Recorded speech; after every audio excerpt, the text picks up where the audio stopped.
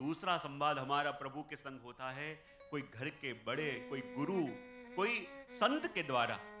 कई बार अपन को लगे सब कुछ अनुकूल है, सब कुछ ठीक है, और कई बार हमारे घर के बड़े हमको कहते हैं कि देखिए ये न करे तो अच्छा, देख ये न करे तो अच्छा। अपन को लगे सब कुछ तैयारी है, सब कुछ क्लियर है, सब कुछ ये है, लेकिन क्यों बोल रहे हैं?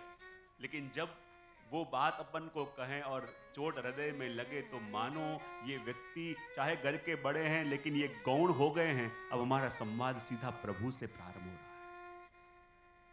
जब घर के कोई बड़े, चाहे कोई पूज्य, कोई गुरु या संत के रूप से भी हमें कोई मार्गदर्शन करें, हमें कोई बात बताएं, जब उनको अंदर से फील हुआ हो और हमको बात करें, तब मानो ये प्रभु का संदेश हमको इनके माध्यम से मिल रहा है। शायद हम वो संदेश को समझने के योग्य नहीं थे, चाहे उस बात को समझने की क्षमता हमारे अंदर नहीं है, लेकिन प्रभु इनके माध्यम से हमको कहला रहे हैं। और तीसरा कहा कि देखो कोई गुरु के माध्यम से संवाद करें। तीसरा कहा कि प्रकृति के माध्यम से। किसके माध्यम से? प्रकृति के माध्यम से, यानी आप घर से कोई जरूरी काम के लिए बाहर निकल रहे हो और अचानक बारिश आ गई, सारे रास्ते बंद हो गए, आपको लगे अरे जरूरी काम से जा रहे थे लेकिन ये क्या हो गया? तो अपन को पता नहीं है कि जो काम करने के लिए जा रहे थे शायद पहुंच गए होते तो जो न पहुंचे उससे भी बड़ा नुकसान होता जो पहुंच गए होते। कई बार प्रकृति के द्वारा प्रभु हमारे संग संवाद करते हैं, प्रभु हमारे संग बातें करते हैं, लेकिन उस संकेत को हम समझ नहीं सकते। प्रभु कहते हैं ये प्रकृति भी मेरा स्वरूप है और ये एक एक वस्तु जो आप देखते हो ये बातें करती है, बोलती है। और प्रभु कहते हैं मैं इसके माध्यम से कम्युनिकेट करता हूं अपने भक्तों के संग। आगे कहा कि देखो, पहला कौन सा कहा? शास्त्र के द्वारा। दूसरा कोई बड़े घर के संत के द्वारा। तीसरा कहा प्रकृति के द्वारा।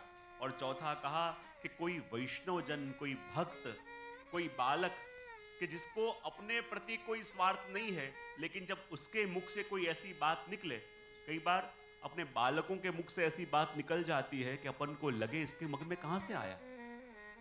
और कोई भक्त के मुख से, कोई वैष्णव के मुख से भी जब ऐसी बातें निकले, तब मानो कि ये भी प्रभु हमारे संग संवाद कर रहे हैं।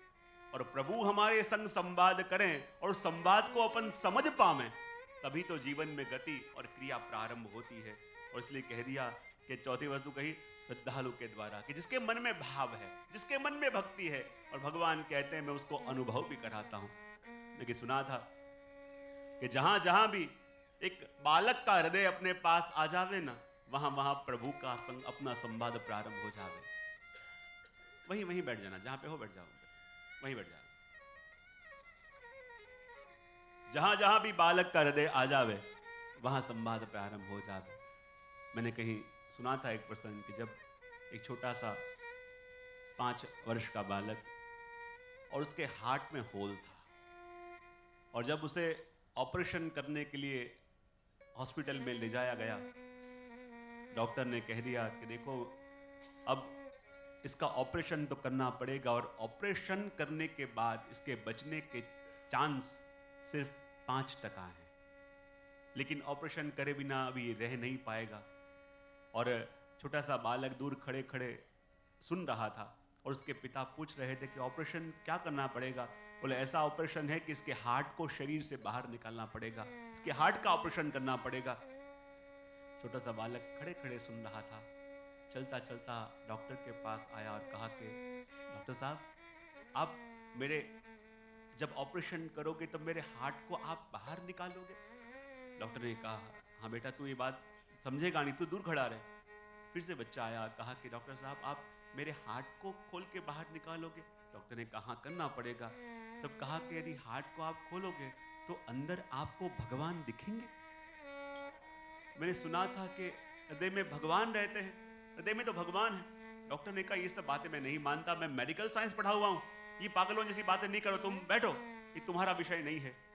लेकिन जैसे जैसे वो अपने पिता के संग डॉक्टर को बात करते देखे, वापस छोटा सा बच्चा 5 साल का चलते चलते आया और कहा कि नहीं डॉक्टर साहब मैंने सुना था, मेरी माँ ने मुझे कहानी में बताया था कि भगवान तो अपने हृदय में रहते हैं, और आप देखना मेरा हृदय खोलोगे तो आपको भगवान जरूर दिखेंगे। डॉक्टर कहता रहा कि अब क्या बोलूं इसको, बार बार लड़का ऐसे ही बोलता रहा। लेकिन जब उसका ऑपरेशन करना था, बचने की कोई चांस है ही नहीं, अब बचेगा ऐसे लगता भी नहीं है। और जैसे ही डॉक्टर उसको बेहोश करने के लिए गए, बच्चे ने कहा कि देखो डॉक्टर, मैं आपको कह रहा हूँ कि आप मेरा हृदय खोलोगे तो आपको भगवान जरूर दिखेंगे। डॉक्टर को भी मन में लगा कि इस बालक को मैं क्या दूं, इस बालक को मैं क्या कहूं, किसकी इतनी श्रद्धा है, इसका इतना ताप है, क्या मैं इससे बताऊं, क्या मैं इसको कहूं। लेकिन कहते हैं कि जब ऑपरेशन हुआ, ऑपरेशन में बचने के कोई चांस न लगे, और कोई चांस न लगे और अब पता चल गया कि ये बच्चा जीवित रह नहीं पाएगा। और डॉक्टर की आंख में आंसू आ गए कि जो बालक इस भगवान के लिए इतना रो रहा था, तड़प रहा था, वो भगवान कहाँ है। और जैसे ही उसने आवाज लगाई, अकेला अंदर जाके रो रहा था, क्योंकि जान गया था कि अभी बच्चा बच नहीं पाएगा। और उसकी बातें अभी भी डॉक्टर के कानों में गूंज रही थी कि देखो डॉक्टर साहब, जब आप मेरा हृदय खोलोगे आपको भगवान जरूर दिखेंगे, लेकिन ये बच्चा बच नहीं पाएगा। डॉक्टर की आंखों से भी आंसू निकल पड़े, और जहां आंसू निकल पड़े वहीं उसने सफेद रंग का प्रकाश सामने खड़ा हुआ देखा, और जहां सफेद रंग का पुंज देखा, डॉक्टर चौंक गया, कहने लगा अरे आप कौन हो। तो उसने कहा कि मैं वही हूं कि जो बालक के हृदय के अंदर बसता था, और जिसे देखने की बात ये बालक कह रहा था। तो डॉक्टर कहने लगे आप वही भगवान हो। बोले हाँ, और यदि आप वही भगवान हो तो फिर देखो ये बालक मर रहा है, इसके बचने के कोई चांस नहीं है, अभी कैसे जीवित होगा। जो आप इसके हृदय में बसते हो तो इसको आपने क्यों नहीं बचाया, इसको कोई शक्ति बचा नहीं पाएगी। तब भगवान ने कहा कि देख चिंता न कर। डॉक्टर ने कहा कि देखो ये आपका बालक है तो इसको कितनी पीड़ा हो रही है, कितना पीड़ा सहन करना पड़ रहा है, ये आप हो तो ऐसे क्यों। तब भगवान ने कहा कि देख ये तो मेरा जीव है, और मेरा जीव कुछ समय के लिए संसार में आया था, चिंता मत कर, अब मैं हमेशा के लिए मैं इसे अपनी गोद में सुलाने वाला हूँ, चिर शांति देने वाला हूँ। लेकिन डॉक्टर ने कहा यदि इसको ऐसे ही पीड़ा देनी थी तो भेजा क्यों। बोले इस मेरे नन्हे से फरिश्ते को इसलिए भेजा कि इसकी बातों को सुन के कोई एक पढ़ा लिखा तो मेरी शरण में आ जाएगा, मेरे अस्तित्व को पहचान जाएगा। और जैसे ही वहां नर्स बुलाने आई, डॉक्टर साहब देखो अब बच्चा बिल्कुल सीरियस है, अब लग नहीं रहा कि ये जी पाएगा। लेकिन जैसे ही उसके पास आए, कार्डियोग्राम देख के लगा कि अब ये बच्चा बचने वाला नहीं है। लेकिन वो ऐसे एक्शन कर रहा था और कुछ पूछना चाहता था, चेहरे पे मास्क लगाया हुआ था। उसने कहा कि डॉक्टर मुझे मास्क निकालो, इशारे से कहा। और जैसे ही डॉक्टर ने मास्क निकाला तो बच्चे ने 2 शब्द पूछे, क्या डॉक्टर साहब आपको मेरे हृदय में भगवान दिखे। और तब डॉक्टर की आंखों में आंसू आ गए और कहा बेटा आज मुझे भी भरोसा हो गया, मुझे भगवान दिखे तेरे हृदय के अंदर। और एक किसी के मुख से सुने हुए शब्द, एक किसी के मुख से निकले हुए उस वचन भी, तब हमारा संवाद सीधा प्रभु से प्रारंभ हो जाता है, हमारी सीधी लिंक प्रभु से जुड़ जाती है। कि जब ऐसे अनुभव जीवन में प्रभु कराते हैं और जीवन में प्रभु की कृपा का अनुभव होता है, और जब ये अनुभव होता है तो अपन को लगे प्रभु को ढूंढने कहां जाए और प्रभु की कृपा कहां नहीं है। और जब असंभव सा कार्य भी संभव होते दिखे तो मानो ये अपना सामर्थ्य नहीं है, ये अपन के संग अब प्रभु आ गए, उसके बिना ये कार्य संभव हो ही नहीं सकता। मैं कई बार अपने प्रवचनों में भी कहता हूं वो आर्मी वाले व्यक्ति का दृष्टांत, कि जो आर्मी में काम करता था और उसके पास कहते हैं कि पूरा ठाकुर जी का चित्र रहता, पूरा दिन वो प्रभु का चित्र अपने संग लेके घूमता। उसके सारे कलीग्स को कहते तू तो बिल्कुल पागलों की तरह हो गया है, जब युद्ध होगा तो अपनी बंदूक चाहिएगी, तेरे भगवान बचाने आने वाले नहीं है। जब युद्ध होगा तो अपनी गन चाहिएगी, तेरे भगवान थोड़ी रक्षा करने आने वाले। वो कहता है कि मुझे भरोसा है कि मेरे प्रभु मेरे संग हैं। पूरा दिन प्रभु का चित्र अपने पास रखता, और जहां सभी लोग उसके कलीग उसकी निंदा करने लगे, और पास ही थोड़े दिन में एक बड़े ऑफिसर उसकी ट्रेनिंग के लिए आए हुए थे, और जहां ट्रेनिंग के लिए आए थे सभी सोल्जर, उसने कहा कि देखो ये तो पूरा दिन प्रभु का नाम लेता रहता है, भक्ति करता रहता है, हाँ मेहनत भी करता है, लेकिन प्रभु का नाम लेता रहता है, उससे क्या होने वाला है। तब वो आर्मी वाले ने उनको बुलाया, ऑफिसर ने, और कहा कि देख मैंने सुना है कि तेरे जेब में हमेशा प्रभु का चित्र रखता है, प्रभु का नाम लेता रहता है, मुझे ये बता जब युद्ध होगा तो तेरे भगवान गन लेके लड़ने आने वाले हैं, जब युद्ध होगा तो हमारी ही शक्ति काम आएगी, हमारा ही कौशल्य काम आएगा, उसमें तेरे भगवान तेरी रक्षा करने आने वाले नहीं है। उसने कहा कि मुझे भरोसा है कि मेरे मेरे प्रभु मेरे साथ हैं। लेकिन वो बड़े ऑफिसर ने कहा, आज मुझे भी देखने दे कि तेरे भगवान तेरे कितने साथ हैं। आज मुझे भी देखने दे कि तेरे भगवान तेरे कितने नजदीक हैं। आज मुझे भी अनुभव करने दे। देख, यदि तू ये सोचता है कि तेरे जेब में भगवान का चित्र है और भगवान तेरे साथ है, तो मुझे एक काम करके दिखा। मैं जानता हूं, मैंने तेरा प्रोफाइल पढ़ा है कि तुझे ड्राइव करना नहीं आता, और मैं तुझे सिर्फ इतना मौका देता हूं, सामने जो जीप खड़ी हुई है, तो जीप को चला के यहां ले आ और कह भगवान से कि इस कार्य के अंदर तेरी रक्षा करें, तेरा साथ देवें, तब मैं मानूं कि भगवान तेरे साथ हैं।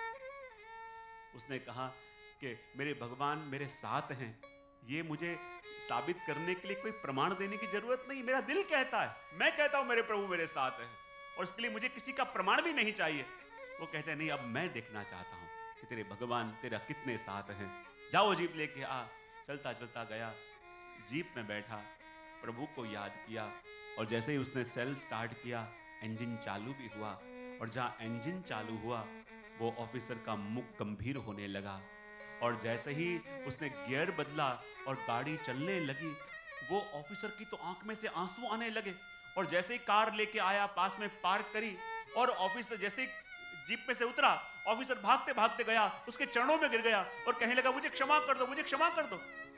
उस सोल्जर ने कहा, इसमें कोई बड़ी बात नहीं है, भले मुझे चलाना आता नहीं था, लेकिन मुझे अंदाज था कैसे ऐसे गाड़ी चलती है, और मैं उसी अंदाज से चला के ले आया, इसमें इतना क्यों कह रहे हो। ऑफिसर ने कहा, तुझे पता नहीं क्या हुआ, मुझे क्षमा कर दे कि मैंने ये शक किया कि भगवान तेरे संग नहीं है, मुझे क्षमा कर दे। चरणों में गिर गया। उस ऑफिसर ने खड़ा किया, अरे इसमें रोने की क्या बात, इसमें क्या हो गया, आप मेरे पैरों में क्यों गिर रहे हो। बोले, मुझे क्षमा कर दे, तेरे भगवान से कि मुझे क्षमा कर दे, मैंने संशय किया। बोले, क्या हुआ, सिर्फ गाड़ी लेके आए, इसमें क्या हो गया।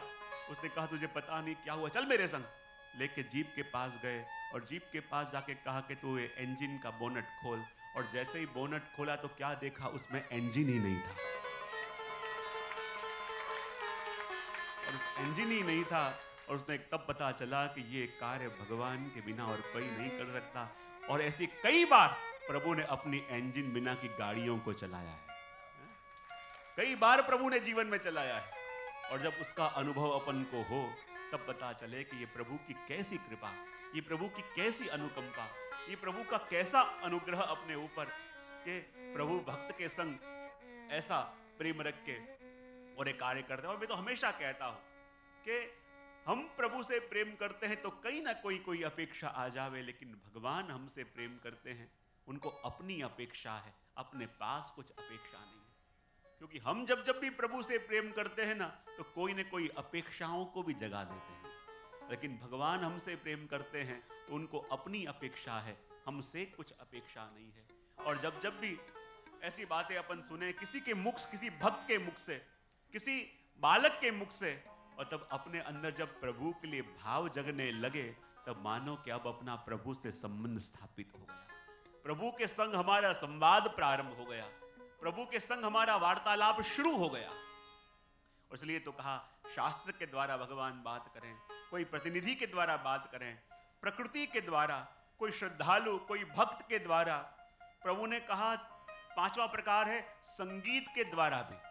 यानी आप देखो, कहीं बैठे हुए हो, आपके मन में कोई चिंता हो, उद्वेग हो, और उसी समय कोई ऐसा भजन सुनो, आप ऐसा कोई कीर्तन सुनो, ऐसी कोई बातें सुनो कि जिसमें आपके मन की बात और आपके प्रश्नों का उत्तर हो, तब मानो अब ये अपना नहीं, ये प्रभु का संदेश आ रहा है।